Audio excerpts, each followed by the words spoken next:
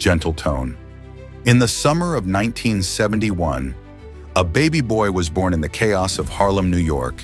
His name, Tupac Amaru Shakur, named after an ancient warrior who fought against oppression, born to a mother who carried both a dream and a revolution in her womb.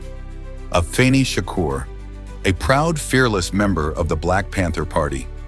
She was pregnant with Tupac while standing trial for crimes she didn't commit. But she won her freedom, and just weeks later, she gave birth to a child who would one day shake the entire world. Beat picks up softly, gentle rhythm. Narrator: Tupac grew up surrounded by struggle, poverty, addiction, and broken streets. But even in darkness, he saw poetry. He saw rhythm in pain and beauty in survival. As a boy, he attended the Baltimore School for the Arts. He studied acting, poetry, and ballet. He performed Shakespeare. He read Maya Angelou, and he fell in love with words. Words that would one day move mountains. Narrator: emotional. He wasn't just another kid. He was lightning waiting for a storm. At school, he met Jada Pinkett, his closest friend. She later said, "Pac was the type of person who could make you feel seen when the world ignored you." And that's what he did. He saw people. He gave the voiceless a microphone. But life outside the classroom was never kind. His mother battled addiction. The streets whispered temptation. And young Tupac had to become a man before he was ready. He once wrote in his journal, "I'm not saying I'm going to change the world, but I guarantee that I will spark the brain that will change the world." And that spark began to burn. In 1991, he released his first album, Tupacalypse Now.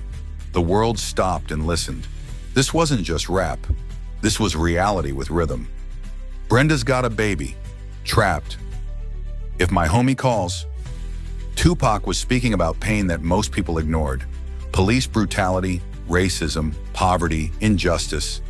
He turned the tears of the streets into poetry. Politicians called his music dangerous. But to the poor and forgotten, Tupac was a prophet. Fame came fast. Hollywood came calling. Movies like Juice, Poetic Justice, and Above the Rim proved that Tupac wasn't just a rapper. He was an artist, a visionary, a soul on fire. But fame is never peaceful. He became a target for the police, for critics, and for his own demons.